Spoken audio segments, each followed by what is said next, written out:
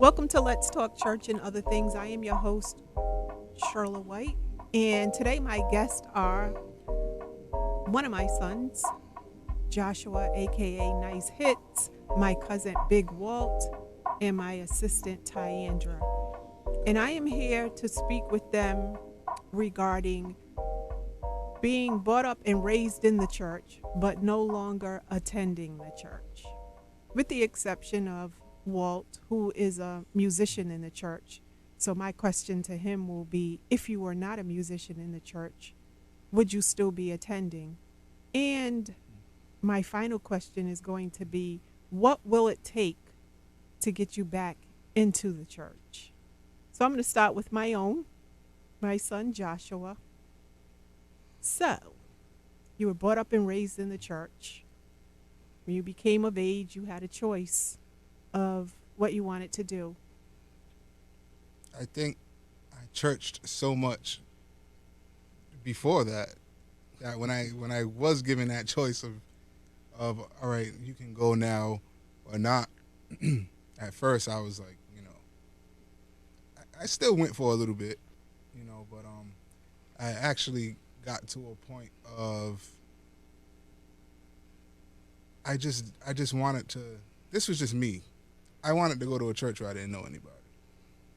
Because sometimes being in a city that's small and people start gossiping and stuff like that, and they want to start talking about this one and that one or whatever, and it kind of like throws your focus off, and that kind of like turned me off. Like just like a lot of the messiness that would be going on, and why does everybody know everything? Like that means everybody's just talking to each other about each other. So that kind of like turned me off, and I just had a relationship, formed my relationship with God myself. Like, I was like, I'm gonna step back. Okay. So Tyandra, I met you in the church. You were a member of TPF at the time. And I know you all churched a lot. Oh, yes. Because I was even tired. Right. Oh, yes. But you were very active in the church also. So where do you think it began to change for you? When my old man died. And when she says her old man, she's referring to the late Bishop Roosevelt Campbell. Right. Uncle Teddy. Uncle Teddy. It changed then, and it changed because there wasn't the way that he was as a pastor, as a man, he was very hands-on with his members. If they needed him, they can call him at any time. Like, we seen him leaving the house day and night to help people, sometimes not even in his church. But now you don't get ministers where you have as much access to them.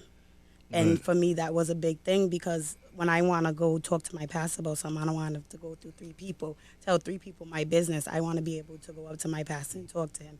And that was very big for me growing up in a church. But I will say that when I was younger, I was tired. Sometimes it was just us, our household sometimes. But I miss church now. Like, I wish that as I can have it like as consistent as it was back in the day now, like being older.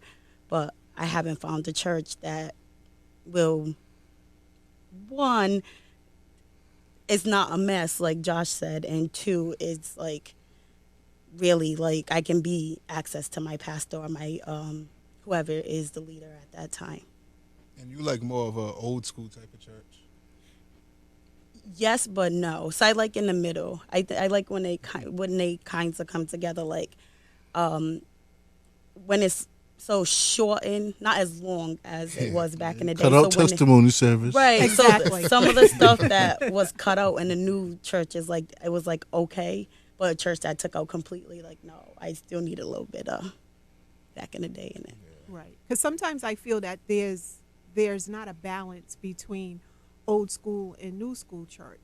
I understand the praise and worship. I don't have a problem with that at all. But I do have a problem when I don't know any of the songs. It's Right. like, well, what about the songs that brought This us is what you over? wanted to sing. Like, Yeah, so sometimes it becomes like it's just a group up there giving a concert, and we're just, Yeah, where's God is a good God? Remember that?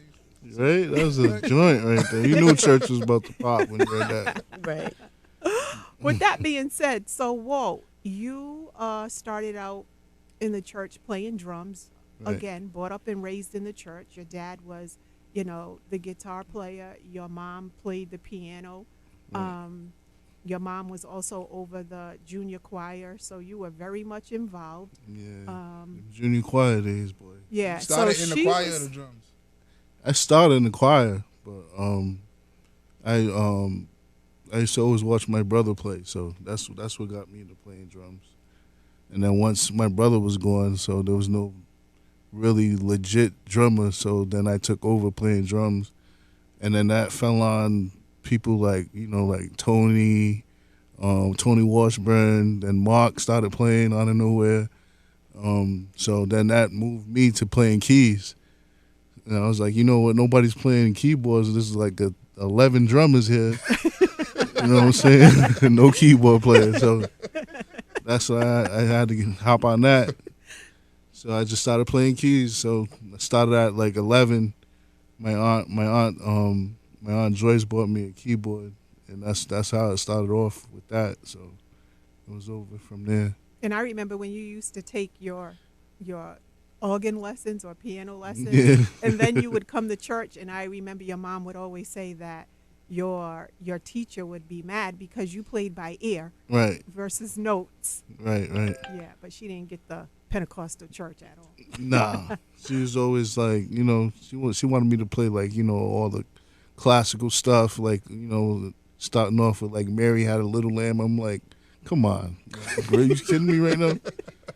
And like, but her whole thing was like having the fingering right, and when you start off on your own, you play a certain way, so your fingering might not be right, but what you're playing is more advanced than what she's teaching. You know what I'm saying? Right, So right. she didn't like that, so I was just like, it's not gonna work out. It's just a relationship's not gonna work out between us. So I decided to just learn on my own, and then once being around people like Eric Miller and growing up like with Aaron Williams and all these Abraham, my brother, just that whole clique, being able to learn stuff from them. And them jam sessions on Saturdays at my brother's church, we'd be, it was really a teaching moment for me. So that's where I learned a lot of stuff, and then YouTube came, and it was a wrap. So once YouTube came out, you can just watch that video over and over again until you get it. You know what I'm saying? So Right. that became a big thing too. And then playing in the church I still play to this day, but there was a period when I stopped. I stopped for like 2 years, like playing in the church, because what I'm saying, I seen so much, and people started getting funny with the money, and then what I'm saying, like just like the the respect wasn't really there. They just really wanted me for my gift. You know what I'm saying? But they didn't really respect it. You know what I'm saying? Right. So that was a big thing for me. For like 2 years, I didn't go to church. I was out here hustling, selling drugs, all that. You know what I'm saying? Out here in these streets, like heavy. But then after that, I was overseas for a minute. And then I started really missing church when I was overseas. So once I came back, I would always want to go to church. So I thank God for like people like Apostle Brown, who opened his doors to me. He's like, you want to come, you need somewhere to play, you can come here. You know what I'm saying? That ended up, starting the next generation of people playing music. Like his son now, Gene, he's playing. He's like a protege of just watching me. You know what I'm saying? So now, what I'm saying, there's this next generation of musicians doing their thing. So, what I'm saying, I appreciate that being always an option. You know what I'm saying? Because there was a moment where I was like, you know what, I don't know if I'm gonna be able to do church anymore. So, but I'm still doing it. Still there. Doing it. Still doing it. Something you said that was so important, though, like you didn't go to church for like 2 years. And what's disturbing about that statement is the church didn't come looking for you either. They wasn't looking for me, nope. It was not at all. I would call my mom on Sundays, like that would be my thing. And then we would talk on Sundays and da-da-da. When you going to come back and start playing again? she always asks me. I'm like, I'm not now, not right now, not while I'm making this fast money. No, not right now. And the But, question should have been, and no disrespect to your mom, but the question should have been not when are you going to come back, but why did you leave? Right. What is it going to take for you to come back? Not just when are you coming back, but what is it going to take for you to come back? right. But you came up when you talked about your brother and Aaron Williams and Abraham, Beasts. good, great musicians. And the difference, I think, between coming up then and these musicians coming up now, because you had to learn to play in every key. You didn't Right. just hit transpose. No. And when people try to sit on an organ that only know how to play in one key, Yeah, Yeah, you're it gonna tells. drown. You will drown you will drown. for real. So let me ask you this. That was a big thing for me. Cause I ain't even gonna lie, I used to hit the button too sometimes. When I first started, like my early ages, like playing, it was like, oh, technology, boom. I don't have to, but you get lazy doing that, and I got Right. tired of that.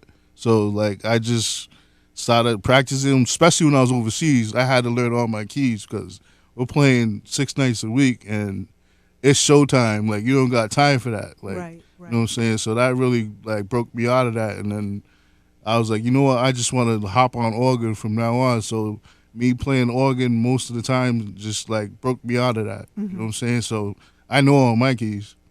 So Thank God somebody You know what knows I'm their saying? keys. right. So let me ask you this. If you were not a musician in the church, would you still be attending? Probably not. No. And why is that? You talked about you I missed barely held church, on with the music being there. but to hear you say how when you were when you were overseas, you missed church. You was glad to get back here, go to church. I was. Then you started playing in the church. So now you're playing in the church, but you're also telling me if you didn't play, you wouldn't be attending. And I'm coming to you all too to ask, what will it take for you to come back? So for you, Walt, what is it that if you were not playing, you wouldn't attend? I mean, like, cause it's a lot of these, I played for almost every church in Rhode Island, and it's always been the same thing. Like, the leader has this big vision, and he expects the church to jump on board with him, and he's not really caring about what the members need and trying to better his congregation.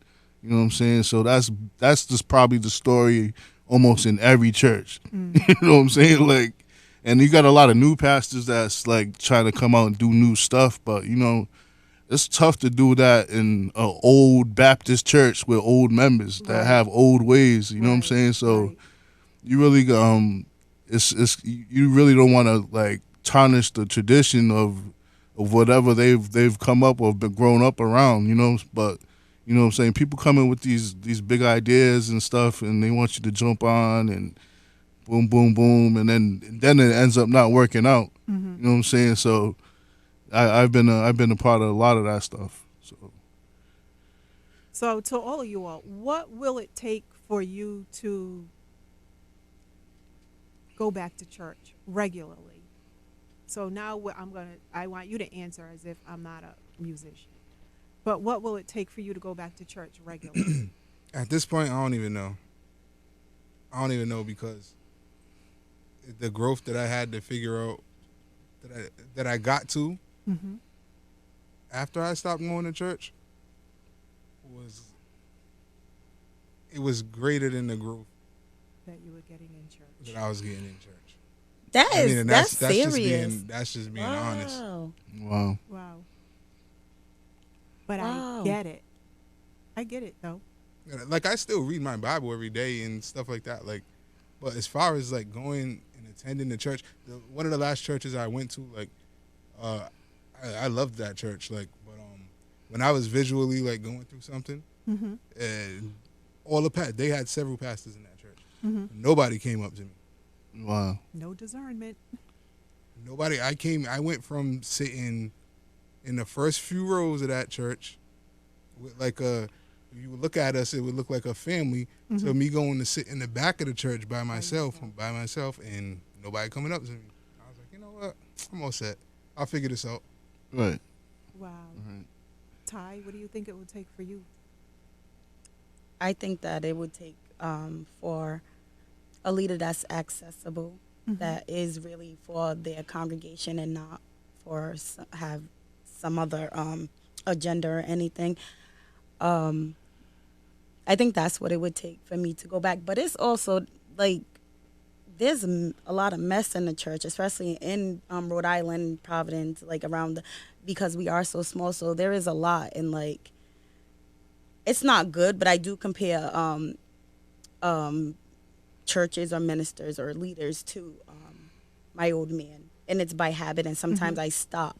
But when one thing he never did was mess on the pulpit in front of the thing. Things did happen, but him himself, he never, like, there was no mess around him. So I need for them to get it together. And I'm not judging, because who am I to judge? But how can you help me get to where I need to be or further my spiritual relationship with God or anything when I clearly see you struggling or you are part of mess, and not struggling mess, but mess is like deliberately mess. So like I think that would have to be cleared up, or find a church where that is not the case, and that the leader is accessible, and that not only accessible where I can talk to him, but is paying attention to me. Like, because that's crazy to me that the church did not notice that about Josh. Like, that's crazy to me.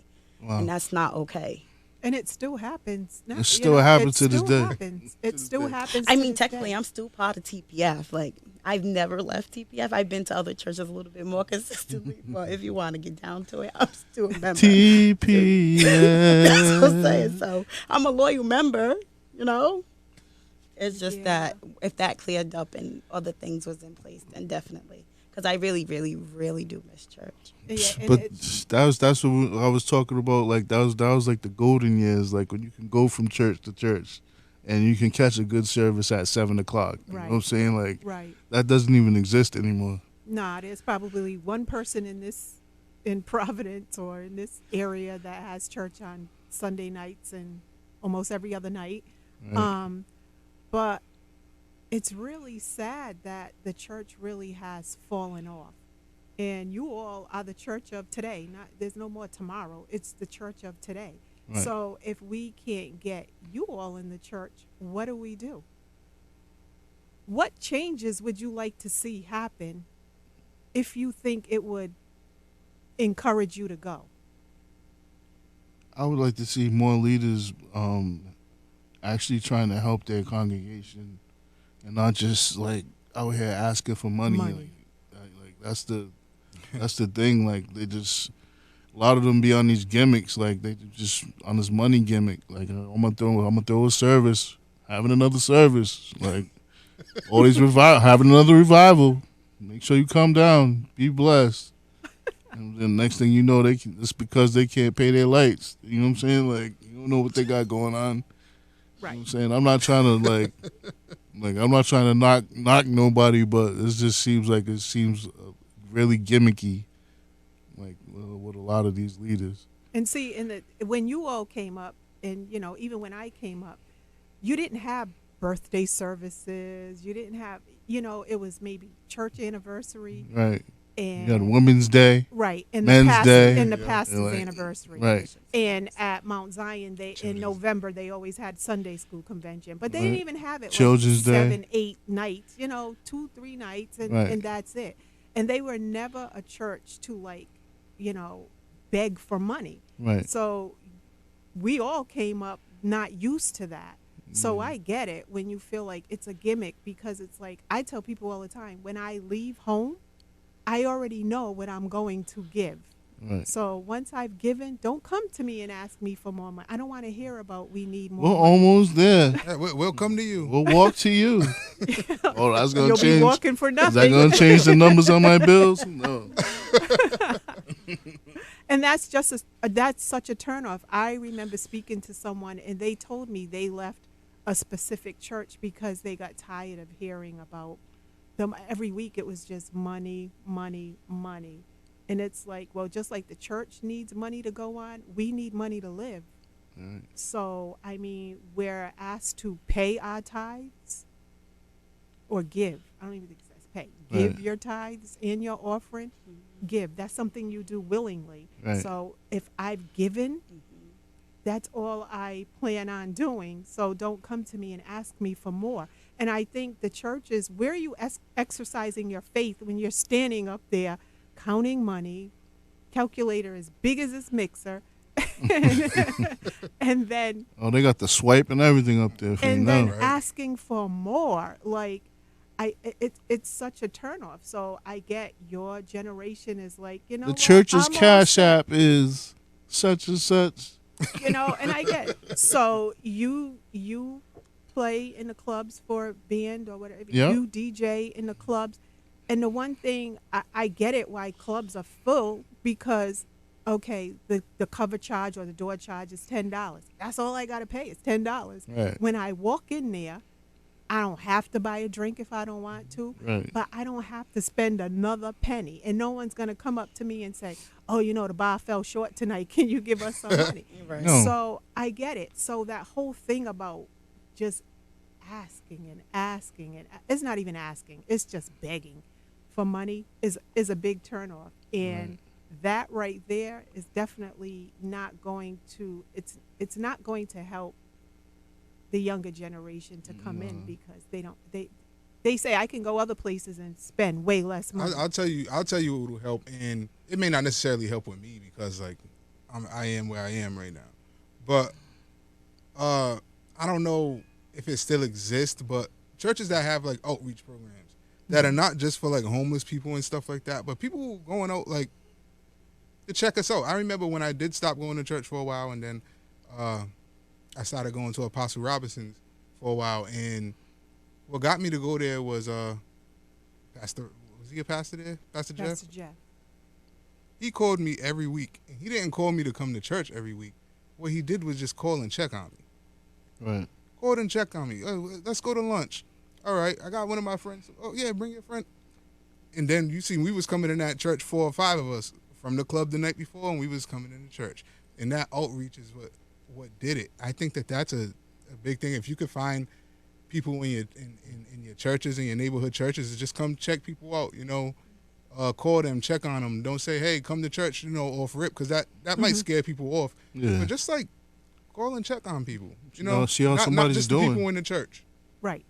And so you have to, you know, some leaders, not all, but some leaders they get intimidated if they have that minister in their church that can reach out to the people, get a response from the people, and then they want to kind of like, well, let's push that minister in the corner because he's getting more attention than I am. Versus, okay, you're the pastor. You don't have to do everything. We're supposed to get the people in. You're supposed to be able to keep them there. Right. So don't get intimidated by the person who can go out there and reach, especially Why not join young them men. though? Why Right. not join them? Why Yeah. not? Oh, what are you doing? Like, explain to me. How can I help? How come it's not that? Yeah, or you go out go out there in the community with them. Introduce yourself. Stop keeping you put yourself on this pedestal where people walk in church and think that they can't speak to you, they Right. can't touch you. You got these armor bearers and adjutants. Security. And you can't even have a conversation because they're standing there looking down your throat. It's like, I'm all set with that. I always say I found it easier to deal with R&B people versus gospel artists. I've been around them both, and you find out that the gospel artists are like, you know, I mean, I won't say their names, but you know, you walk by them in the hall and they turn their head, and I'm like, wow, you ain't all that, Right. and we made you. You know, Right. if we didn't buy your music, you wouldn't be where you are today. Same thing with these leaders. They have to realize if you don't have members there, you're not going to have a church for long. You can't do it by yourself. But even if they get us, our age group, to come back, they're not gonna get the younger generation to come back. But they To have to even be come. open. If they're not going to be open, like if I was a pastor, I would sit down with my congregation and be like, okay, what is it that you would like to see going on in this ministry in order to keep you here and for us to grow? but they think they know that they have the answer. Most It's leaders more- won't do that. Though. No, and it's more than just getting up there. Jesus, no, no. Do they even do youth services anymore?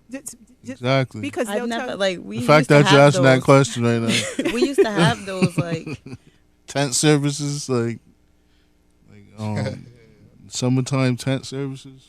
when the Definitely. cops have to ask, "Can you at least stop beating the drum? We understand. We don't want to stop. Just please, just lay off Nope. the drum." Nope.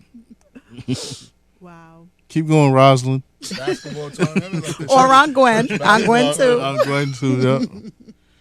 What did you say about like the basketball? church basketball tournaments and stuff like that. All of that used to be like Yep. having church outside underneath the tent, even though it was hot out there some Hot. nights. Like People how still. many- how many people came people- out. how many people would like stop and see what's going on and just sit in the car? They might sit there for 10 minutes and Right. just Right. listen. You know what I mean? Like stuff like that. And Or like even I if said, they came because we was cooking or something, and Stu was like, Pastor Campbell was there to greet if he needed to be. So even if they didn't come for the service or they Right. listened somewhere else and they came on there just to get the food, Right. like he would pay attention and be like, "Oh, okay, next you came to get food. Maybe next time we can get you to come in. You can just sit in your car." Like it was that encouragement, and it wasn't like he never said, "Oh, come to service." He said you could sit in your car, and a lot of the neighborhood did do that, and that was okay. Man, just his Uncle Teddy's spirit, bro. He'll make you want to stay. Like, those times I showed up and I didn't bring my keyboard. He was like, "You didn't bring your keyboard? What's it at? It's in the car. I'll help you get it. Come on, let's go get it." Man, like, you can't say no to that. Right. Right. But he made you feel special. He Right. made you feel wanted. You were more than just somebody that can play. You Right, know what I mean? right. He made you feel like, you know what, we could use you and we need you. So if you Right. don't mind, And I would go there and I didn't want anything. Like, I wouldn't want Right. I wouldn't want any money. Like, I enjoyed the experience. Like, the experience was everything for me. yeah, You know what I'm saying? So, right. like, that you can't get that today. Like, what you got back then. Like, you can't get that. Wow. Well, it kind of saddens me to think that, to hear you all say basically like you're good where you are. But, I know everybody has their own personal relationship with God. I just believe that you do need a word. Right. You do need a word because you need that to sustain you. I don't care how long you've been in church. I mean, I took a sabbatical from church for a while because I was tired of stuff too. And I'm like, you know what? You bend over backwards, you do things for people, you support, you're there, you give them ideas, you run their services, and it's like, okay, yeah. Next year, can you do it again? Right. Right. No, after a while, it's like, you know what? I'm done. I'm all set with this. So it does kind of sadden me to hear you all say that. But I know you all brought up and raised in the church. I know you know how to talk to God. I know you know how to go to God. At the end of the day, it's an individual walk. But let me just ask you this. You were raised in a Christian household.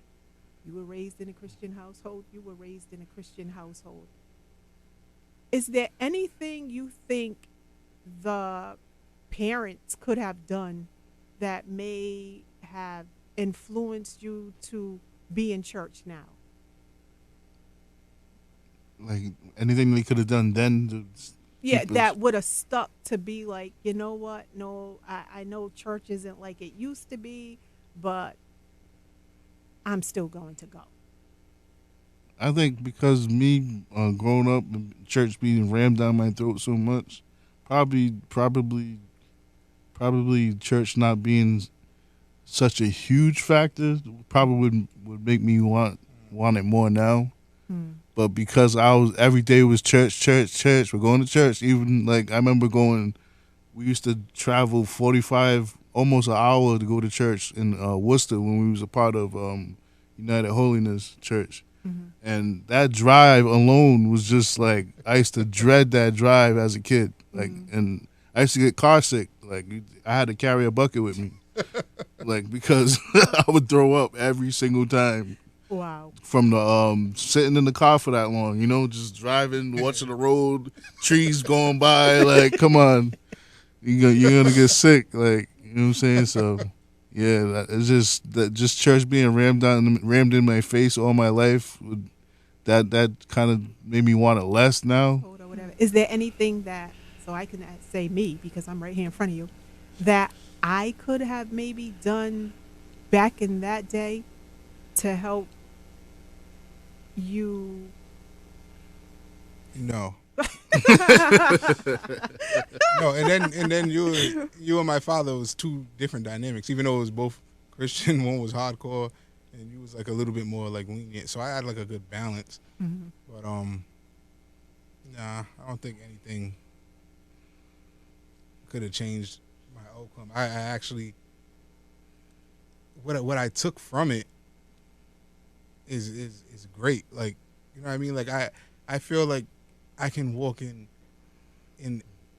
any place and be able to talk to someone about God or whatever. Like, you know, I be getting into like the craziest situations and conversations with people, like, and that comes from me knowing how to handle that. Comes from my household, how I was growing up, how I grew up around you. I know how you are with people too. Like, and I just think that my path was set different, and I was prepared for that. I got prepared for that.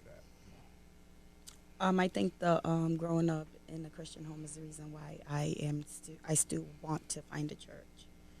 Like, it does. I don't think. Yeah, I think there could have been times a little bit lenient, like we could have had Bible study at the house if it was gonna just be us instead of the church, or there should, or when I was hungry, in church, they could have been a little bit more I lenient. did take you to Burger King. We got in trouble, but I'm like, she needs to eat. Right. But like, my old man and my old lady, first lady can't. No, that's not her. My old man and my old lady, like, they're the reason why they introduced me to God. They introduced me to church, from church. Like, they was my foster parents. So like, we're not supposed to be next to where our parent or whatever. But Uncle Teddy found a way that, they can't tell you can't come to a public place.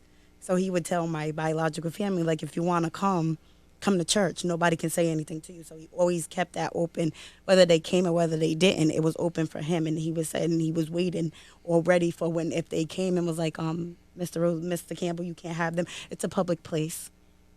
They came to church. I cannot ask them to leave, which is, they can't say nothing about that. So I think that if I did not meet them, if I didn't want them put in their home, then I probably wouldn't even know God.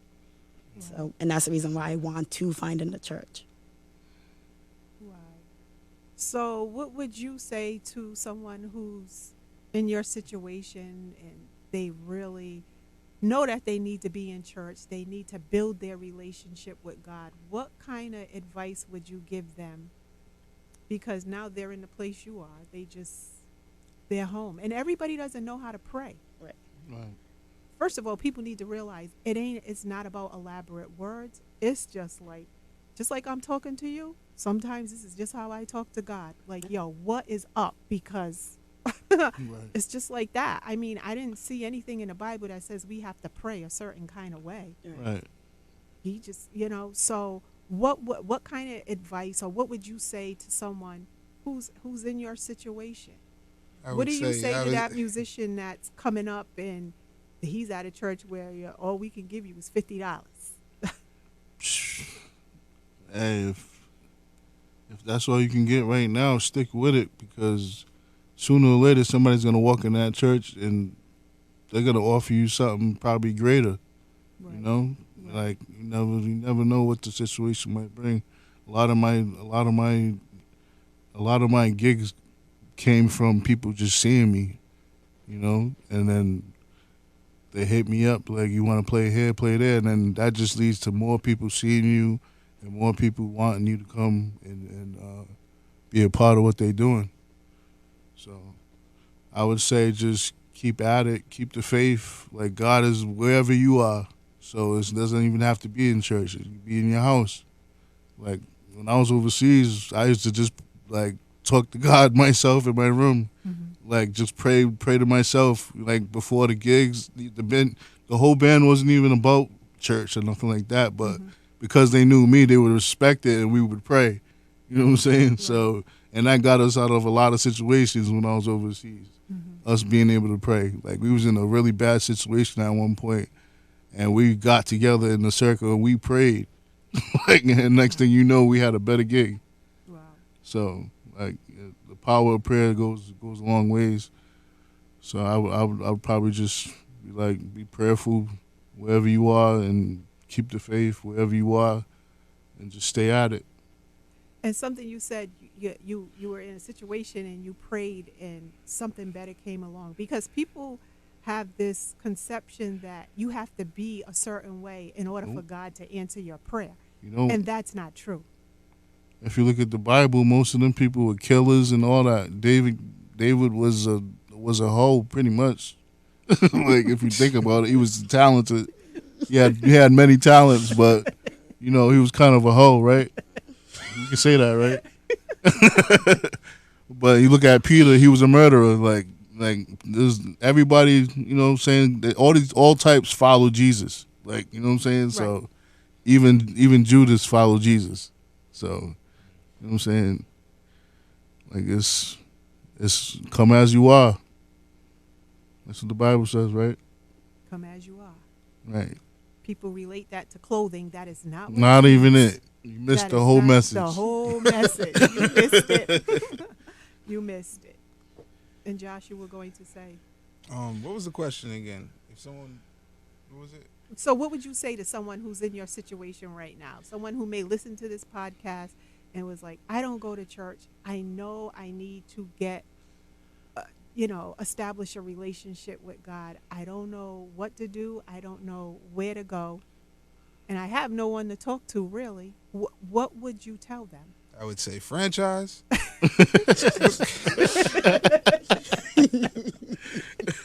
Just one could cover you. Nah. Yeah, I know. That's what she's basically doing. But you No, know but what? she The thing is twisted it a this, little though. bit. They made it this far. So something, but you got to realize they came from the background of church. So they know how. But if someone who doesn't have that background, but they know they need something, they're tired of being the way they are. They know they need something. They look at people my age and figure you have to be a certain way to have a relationship with God. So now they'll relate more to you because you're their peer. If it's somebody who comes from a background of church, I would say pray, fast, and pay attention. You'll get exactly what you're looking for. Pray, fast, and pay attention. It'll come to you like that. And if it's somebody who really doesn't know much about church, That's tougher. That's tougher. I would say if it's on your mind, if it's on your heart, give it a try. If it was somebody that I personally knew, I would say, you know what, I'll go to church with you. mm-hmm. But yeah, In my position, I'd be like, I'll just invite them Yeah. to church. Come see me play. Come see me play at church. yep. If I know somebody is feeling like that, I'll say, you know what, I don't even go like that no more, but I'll go with you. Come on, let's go. Right. Actually, I know a pastor that'll wake up right now and meet us Right. if it's that bad. Right. Right. I think if as someone that comes from a church background, is continue to do what you was taught. The Bible says, raise up a child in the way that he is supposed to go. When he was old, he will not depart. So you know what you're supposed to do. So stick to that and do what you, like I still say my piece when I'm driving, whether it's a long trip or not. So a lot of the things that I learned, I still do. For someone that's not, I would say to hit Shirla White up in her inbox and talk to her. She's a very good person to talk to. Continue to listen to the podcast. I know for real, because I commend Josh and Walter to be able to say that they would go and they would, like, Josh will go to bring them to church, and Walter said he'll say, come see me play. I'm not there and I can't do that. So like I can just tell you what my resources are, and my resources are Shirla White and continuing to pray like where I was. So like if it's just listening to this podcast, because it is Let's Talk Church and other things, so there's going to be church things on there. Call in, ask questions, because like that can be my advice, because that's what I can offer. Right. I can't bring you to the church. I can't play instruments, so. But I would try to like tell my resources, and you're just so happy my resource. So that's what I would say. Got it. So is there anything else anyone would like to add before we wrap this up? What would you tell somebody? My age or your age? If we're doing like a reflection thing, like someone in our situation, your age, I guess. Did you say my age? Yeah, yep. I would do exactly what you said. I'd be like, you know what? I'm going to church on Sunday. Why don't you meet me there? But prior to that, I would probably have a conversation with them and say, because sometimes you'll realize people need a listening ear first. Anybody who knows me knows I am not judgmental, because you know what? I'm not perfect, and I don't have a problem sharing my imperfections, my flaws with other people. And I think when people find someone that they can talk to that will keep it real, be honest, and be like, you know what? I'm not perfect. I still deal with things on a daily basis. Says the scripture says we die daily. Yep, but every day I have to ask God to forgive me because somewhere I fell short. You try not to fall into that same thing again. You don't want to be a repeat offender. But you know what? Yeah. So I would talk to the person, you know, because everybody has different situations going on. See what's going on. Invite them to come to church. Most people don't feel comfortable going to church. They feel so unworthy. And it's like, it's sad that it's gotten to that point where church people have made people feel that they're not worthy enough to step over the threshold. Mm-hmm. Why? If they can get married in the church, why can't they come for service? Right. With that whole fire and brimstones attitude. Yeah, that's not work. That's not going to do it. And there's a lot of younger preachers coming up now. I think if they take the time to really listen, find somebody who's more seasoned and learn from. A lot of these younger preachers, they're good, but you have to be willing to listen. You can't just go out there thinking you can just, you know, take off running. Right. You have to be willing to listen. You have to gain some wisdom and knowledge from, yes, God first, but those that are older. And what you do is you take what God has given you, you take the knowledge that, or the teaching that you've gotten from your older leader, and then you add your flavor to it.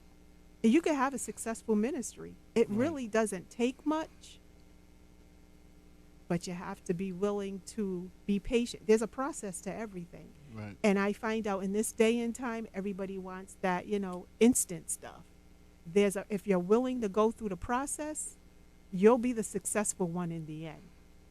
So to your question, yep, I would speak to them, talk to them, invite them to church, just as you said. I will pray for somebody over the phone in a heartbeat. So I would definitely, if I felt like I needed to go into a word of prayer right then and there, that's what I would do. And hopefully, you know, it would, you know, have a good ending. Break out into God is a good God. Yes, he is. Yes, he is.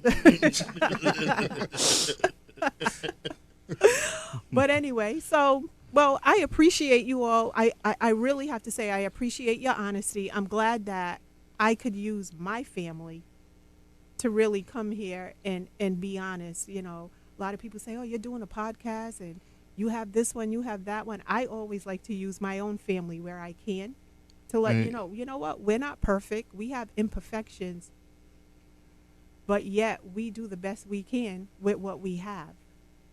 And we still, at the end of the day, believe God and know that if we live a life that's pleasing to him, that's all we have to please is him. Right.